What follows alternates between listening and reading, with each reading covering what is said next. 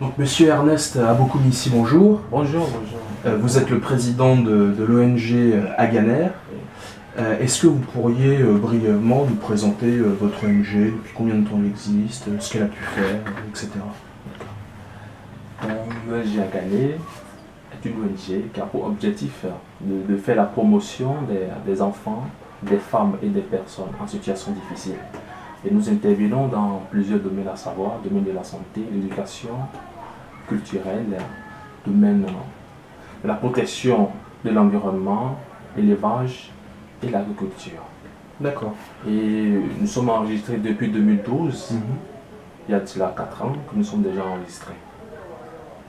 Et puis nous avons mené plusieurs actions aux Agégués et à Ganvier. D'accord. Nous donnons souvent des fournitures scolaires aux enfants, les démunis, les gens qui n'ont pas d'argent. Les gens qui n'ont pas d'argent à instruire les enfants, on essaie de payer la scolarité aux enfants. Voilà ce que nous menons comme activité actuellement. Alors, on est ici basé dans le quartier de Ménota, Oui, bien entendu. donc qui est l'un des quartiers les plus pauvres de Cotonou, qui cumule le plus de difficultés, je crois. Est-ce que vous pourriez nous parler un peu des petites actions que vous faites dans ce quartier et quels sont les problèmes des gens qui habitent ce quartier? Bon, ici à Ménotin, je suis ici, ça fait déjà plus de 20 ans que je suis à Ménotin. D'accord. Et puis à Ménotin ici, d'abord l'activité que la population mène à Ménotin, c'est souvent l'essence fluoratée, de contrebande. D'accord. Donc la plupart de la population qui exerce ce métier sont des pauvres. Donc il y a des grossistes qui apportent ça de Nigeria, arrivés au bord du lac, là où on était la fois passée. Arrivé là, il y a la population sort pour prendre sur la tête pour pouvoir gagner un peu d'argent. Donc c'est de ça qu'ils vivent. Et aussi de la pêche. Voilà. Maintenant, en dehors de ça, comme problème rencontré à Ménotin, nous avons beaucoup de cas de paludisme. D'accord. Et des infections, différents types d'infections.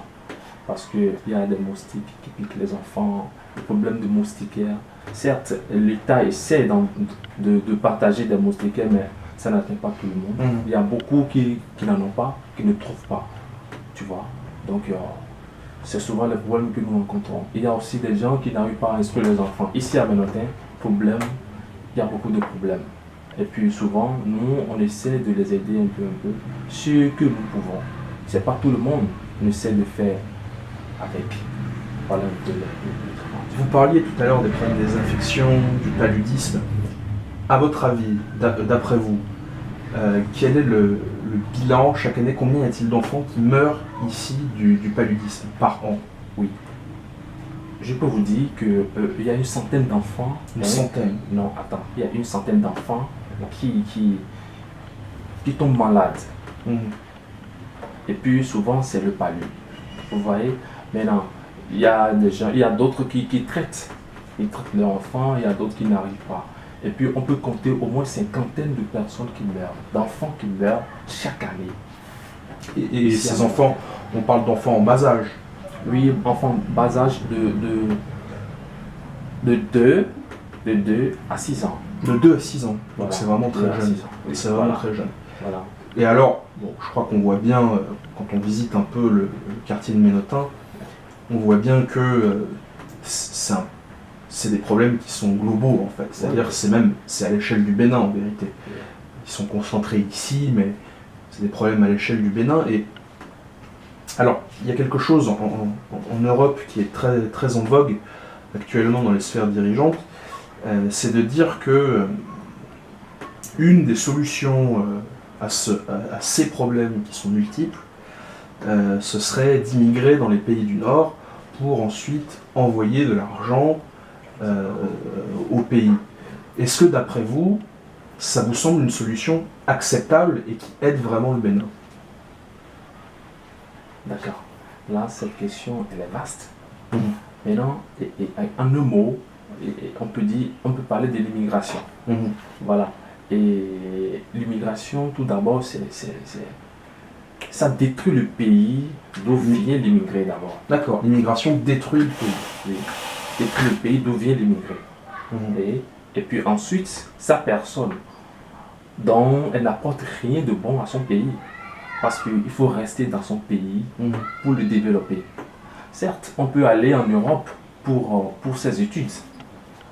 On peut aller en Europe pour ses études, arriver là-bas, tu finis tes études, tu as ton diplôme, tu reviens dans ton pays pour le développer. Le tout ne suffit pas de rester en Europe pour travailler là-bas, ben, ce n'est pas bon. Il y a tes frères, tes frères qui meurent ici, mais toi tu es en Europe, tu ne sais rien, tu es là-bas. Au lieu de revenir pour soigner tes frères, tes soeurs, c'est de rester là-bas pour envoyer de l'argent. L'argent ne peut rien faire. Il faut nécessairement leur personnalité. Il faut qu'ils reviennent au pays pour soigner les frères. C'est ça qui est capital. Et puis, je peux aussi dire, ce problème, pour mettre fin à ça, ça va être difficile, mais on peut y arriver. On peut y arriver. Il faut juste mener une politique vraiment forte pour pouvoir le faire. Il faut des sensibilisations. Il faut des sensibilisations pour pouvoir arrêter ce fléau-là. Oui, donc ce que vous dites, en fait, c'est que l'immigration absorbe tous les talents d'un pays, et malheureusement, souvent, ils restent en Europe où ils ne sont pas très utiles finalement, puisque dans les universités occidentales, nous pouvons former des cadres supérieurs, tandis qu'ici, au Bénin, ils seraient vraiment indispensables. Voilà. Est-ce que vous pouvez nous donner un exemple de Béninois qui sont allés donc, en France ou en Europe, qui ont fait leurs études, qui sont revenus ici et pour qui ça marche mieux parce qu'ils ont fait des études et qui sont revenus ici? Mais bien sûr, je peux vous donner au moins 2 exemples. Hein? Il y a une que je ne me rappelle plus de son nom, qui a une polyclinique à Baba. Je vous dis, si vous allez là-bas, elle a plus de 50 consultations par jour. Parce que beaucoup de personnes lui font confiance. Hein? Parce qu'elle a étudié en Europe, elle maîtrise beaucoup de choses. Elle a la qualité, raison pour laquelle beaucoup de personnes viennent dans sa clinique. Et puis souvent, ce n'est pas les médicaments des pharmacies là qu'elle utilise. Hein. Elle commande des médicaments en Europe. Et puis c'est très efficace chez elle. Elle travaille bien, elle travaille bien et puis elle gagne beaucoup d'argent. À part elle, il y a d'autres personnes. Il y a un chirurgien que je connais, il est à Papa. Il est à Azoka, à Calavi. Il a une polyclinique aussi. Et puis, c'est souvent les opérations qu'il fait. Et puis, il travaille bien. Il est très excellent. Et beaucoup de personnes viennent là. Ceux qui le connaissent, il est actuellement au CNHU, en fonction au CNHU. Mais dans sa clinique, c'est chargé là-bas. Il y a beaucoup de malades, il y a beaucoup de personnes qui sont là. Parce qu'il travaille bien. Les autres font sa publicité. Puisqu'il est allé étudier en Europe. C'est bon, mais il faut revenir travailler ici. C'est très avantageux que de rester là-bas pour travailler. Au lieu de gagner 5 000 francs, 5 000, on est obligé, parce que vous n'êtes pas dans votre pays, on est obligé de vous donner 1 000 francs. Ce n'est pas bon. Donc je crois que revenir au pays pour former des gens, c'est mieux de rester à l'étranger. Donc ce que vous dites, pour résumer, c'est que ceux qui vont faire leurs études en Europe, en Occident, aux États-Unis, etc., s'ils reviennent ici, d'abord ils seront mieux considérés par la population. Oui, ils sont mieux considérés par la population d'abord. Et ils vont gagner, et ils gagneront de l'argent, ils vivront bien. Oui, parce qu'il y aura de foule derrière eux. Parce qu'ils seront respectés. Oui, parce qu'ils sont respectés. Ils ont un diplôme d'Europe. Le diplôme d'Europe, c'est que les gens considèrent beaucoup ça. Donc il faut qu'ils reviennent réellement. Pour constater la réalité. Donc, il ne suffit pas de rester là-bas. Oui, et puis surtout, le pays a vraiment besoin d'eux dans tout un tas de domaines. Parce que là, nous avons tous besoin d'eux. Parce que moi, j'ai même pas envie d'aller en Europe. Peut-être pour des visites. Pour les vacances, Pour les vacances, oui, voilà. Pour les vacances et puis revenir. En plus, c'est 3 mois, et puis 1 mois, 2 semaines, je reviens dans mon pays. C'est bon, je suis bien chez moi.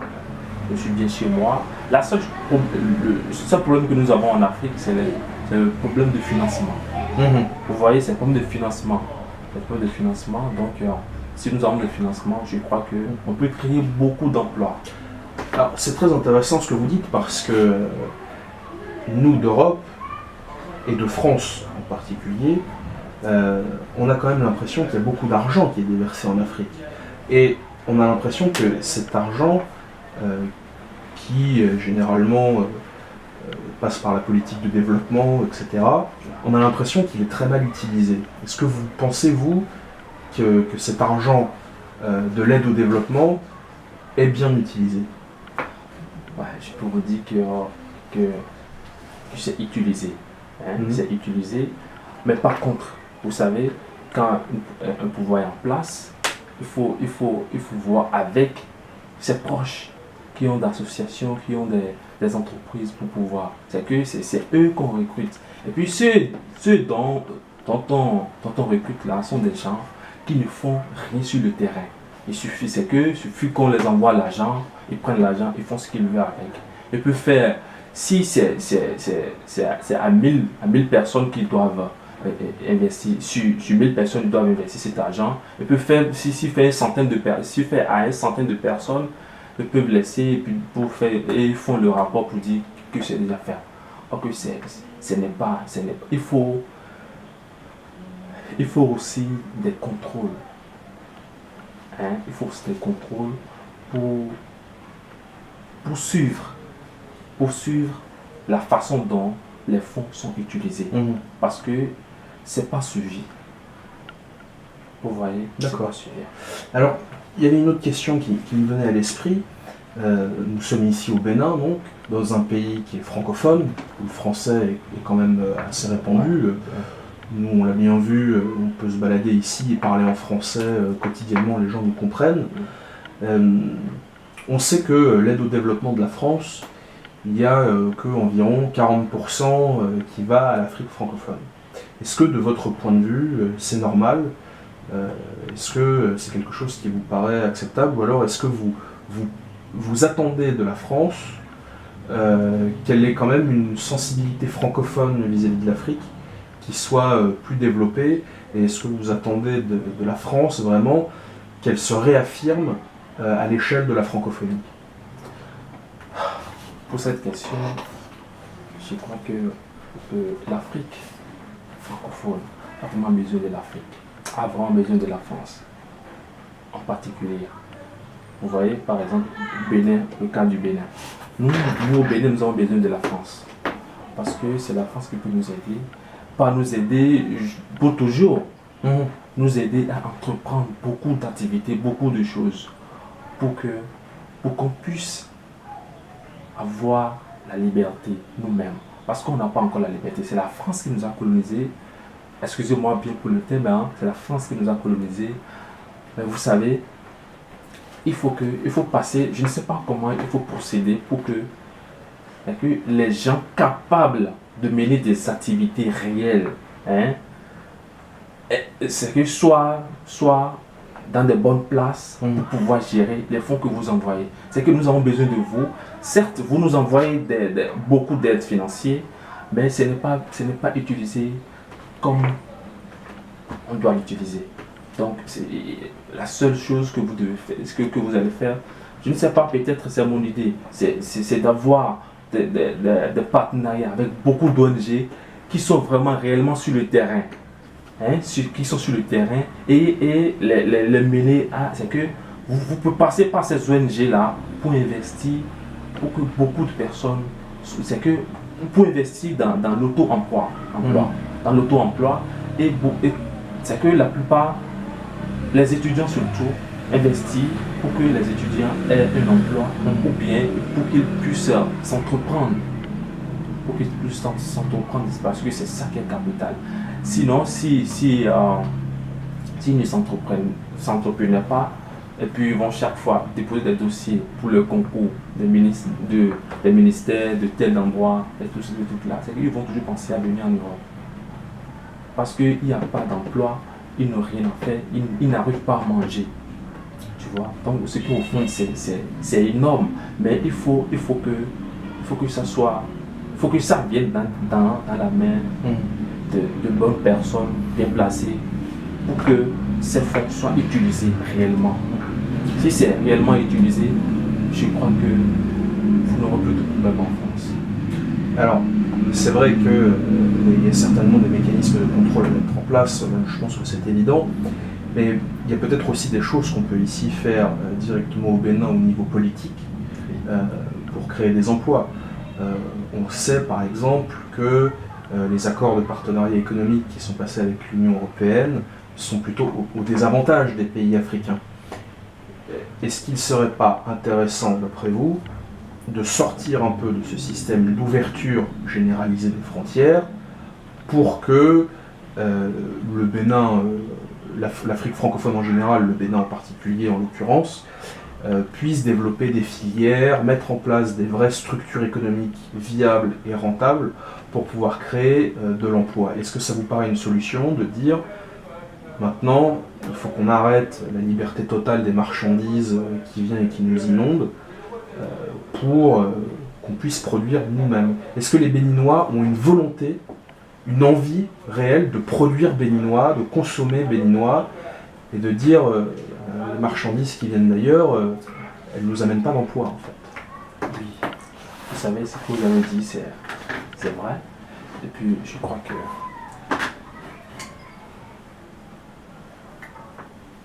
beaucoup de Béninois sont capables de produire. Et la chance que nous avons en Afrique, c'est que, précisément au Bénin, les terres sont riches. Et puis, si beaucoup de personnes se mettent à cultiver, à faire des élevages, je crois que les importations des produits frais, là, nous pouvons mettre fin à ça. Parce que nous avons la chance, d'avoir des terres vraiment fertiles et bons à cultiver. Donc, la politique dont vous parlez, je crois que c'est bon. Nous pouvons mener cette politique-là, mais avant de cesser ces importations, il faut d'abord investir. Il faut que beaucoup de personnes touchent réellement à la main de ce que vous dites là. Puisque s'il y a centaines de personnes qui font l'agriculture bien et l'élevage, ça ne suffit pas. Ça ne suffit pas Bénin. Il faut plusieurs personnes. Maintenant, il faut commencer réellement. Et puis on sait que ici au Bénin, il y a vraiment de produits conçus au Bénin, faits au Bénin, produits au Bénin, qui peut suffire la population avant de cesser ces importations-là. Donc il faut beaucoup d'investissement. Il faut beaucoup d'investissement pour pouvoir le faire. Et alors, justement, vous dites que c'est possible, les Béninois peuvent le faire, ils ont envie de le faire, et donc il faut une volonté politique. Est-ce que actuellement l'État arrive à aider, ou a envie d'aider à ce que le Bénin arrive à cette situation? Est-ce que l'État est là? Oui, bien sûr. Et le président actuel, Patrice Talon, son Excellence, le lendemain de la 1er août que nous avons fêté, jour de l'indépendance du Bénin, après la fête, le lendemain, il a fait une interview à la télé. Et puis il disait que d'ici 2020, que nous allons cesser avec l'importation des produits frais. Parce que c'est des produits qui sont toxiques à l'organisme. Oui, c'est vraiment toxique. Absolument. Et puis si réellement il peut faire ça, ce serait bon. Il a dit ça. Vous voyez? Donc je crois que beaucoup de personnes sont prêtes à travailler pour qu'on cesse avec ces produits importés. Et l'État actuel en a parlé il y a cela quelques semaines. Quelques semaines. Voilà. Donc il y a quand même une prise de conscience, Voilà. Il y a un changement. Oui. Parce que l'impression qu'on a ici quand on est au Bénin, c'est que l'État est quand même un peu absent de la plupart des événements quotidiens. On le voit ici à Ménotin, qu'on a visité ensemble. On a pu voir tout un tas de problèmes. Je pense par exemple à la voirie, aux déchets, etc. L'État n'est pas là. Je pense que pour les campagnes de vaccination diverses, pour les médicaments pour le palu, je pense que l'État n'est pas trop là non plus. Il y a quand même une absence de l'État. Nous, on a pu le remarquer en fréquentant certains Béninois, notamment sur le problème des mères célibataires, où là l'État est vraiment absent par exemple. Est-ce que d'après vous, dans le futur, on va aller vers une amélioration, vers un rôle de l'État plus important? Et d'abord, est-ce que vous le souhaitez? Est-ce que vous pensez que c'est important? Oui, c'est très important. C'est très important. Vous savez, et ici au Bénin, tout est politisé. Vous savez pourquoi? Par exemple, si vous allez au CNHU, il y a des prises en charge là pour les personnes. C'est que, en cas de parler maintenant, on peut vous dire qu'il y a des prises en charge là, il y a la gratuité d'une part, il n'y a pas d'autre part. C'est que si vous allez au CNHU, il y a l'État finance. Mais ces financements ne sont pas utilisés aux personnes destinées. D'accord. Vous savez, normalement au CNHU, on devrait dépenser moins. Mais là-bas, c'est plus cher que dans les cliniques. Par exemple, si vous prenez l'analyse de la NFS, au CNHU, c'est à 6500 francs. C'est à 6500 environ. Et puis dans les cliniques, avec 3000 francs, tu peux le faire. Avec 3500, tu peux le faire. Vous voyez? Donc, c'est des trucs. L'État finance. Mais les trucs ne sont pas utilisés. D'accord. Conclusion. Ouais, ok. Conclusion, pour conclure, c'est que il faut. C'est toujours ce que j'avais dit. Il faut des gens capables, qui sont capables, qui ont vraiment la volonté d'aider les gens sur ces biens, pour pouvoir le faire. Sinon, si c'est des assoiffés, ils vont jamais partager. Même si vous apportez tous vos biens, ça ne va pas être partagé. Ils vont garder ça sur eux pour le bien et le bien de leur famille. Maintenant, ce que nous allons faire, il faut mener vraiment des politiques avec des ONG, je vais vous dire. Parce que quelqu'un qui est président d'une association, il faut savoir que cette personne, il est social. Il a pitié de son prochain. Donc, je crois que à ce niveau, si vous passez par des ONG, vous pouvez résoudre beaucoup de problèmes dont on parle là.